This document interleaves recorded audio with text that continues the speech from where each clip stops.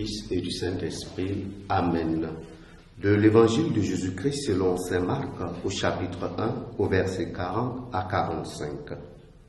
En ce temps-là, un lépreux vint auprès de Jésus et le supplia et tombant à ses pieds, à genoux, lui dit: Si tu le veux, tu peux me purifier. Saisi de compassion, Jésus étendit la main, le toucha et lui dit: Je le veux, sois purifié. À l'instant même, la lèpre le quitta et il fut purifié.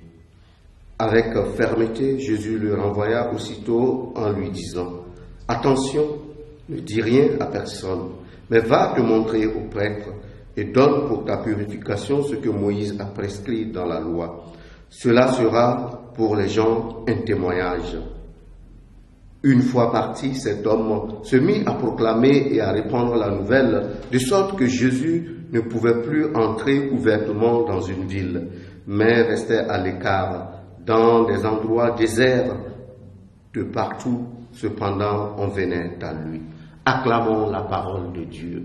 Louange à toi, Seigneur Jésus. Bien-aimés dans le Seigneur, une fois de plus encore, nous voyons comment est-ce que dans la simplicité, la parole et les gestes de notre Seigneur sont instructifs. Instructifs pourquoi? Parce qu'il nous montre le chemin de quel doit être notre comportement, de quelle doit être notre attitude. Le Seigneur qui a le pouvoir de sauver, le Seigneur qui a le pouvoir de nous sortir de nos exclusions, comme cette épreuve qui demande à être sauvé. Que demandons-nous au Seigneur réellement?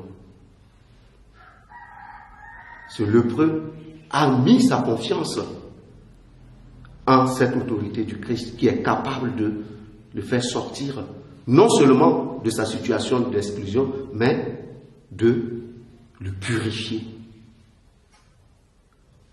Est-ce que chacun de nous mettons dans cette posture-là, de mettre notre confiance dans le Seigneur? Pourquoi? Parce que nous sommes dans un contexte où lui seul est capable de toucher l'intouchable. Lui seul est capable de nous sortir de nos misères. Lui seul est capable de franchir des barrières pour nous rejoindre dans nos vicissitudes, pour nous rejoindre dans nos misères afin de nous relever. Mais ce qui est intéressant aussi dans cet évangile-là, c'est de prendre conscience que le vrai témoignage naît de notre capacité d'écoute de la parole de Dieu. Parce que si nous rappelons, le Seigneur recommande fortement à ce lépreux de ne pas faire la propagande, on pourrait dire, publier cela, mais d'aller d'abord au temple, comme une manière de dire que nous devons apprendre à rendre grâce à Dieu pour ses merveilles. Mais lorsqu'on ne se laisse pas transformer par la parole de Dieu, on est toujours porté par cette tentation de la publicité, par cette tentation de la propagande.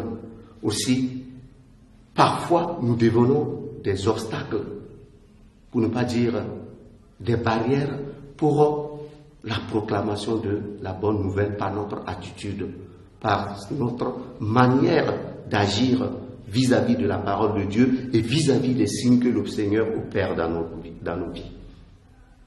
Au cours de cette journée, nous allons demander au Seigneur qu'il nous donne cette capacité de nous mettre à l'écoute de sa parole. Écoute à partir duquel naît notre acte de témoignage. Loué soit Jésus-Christ.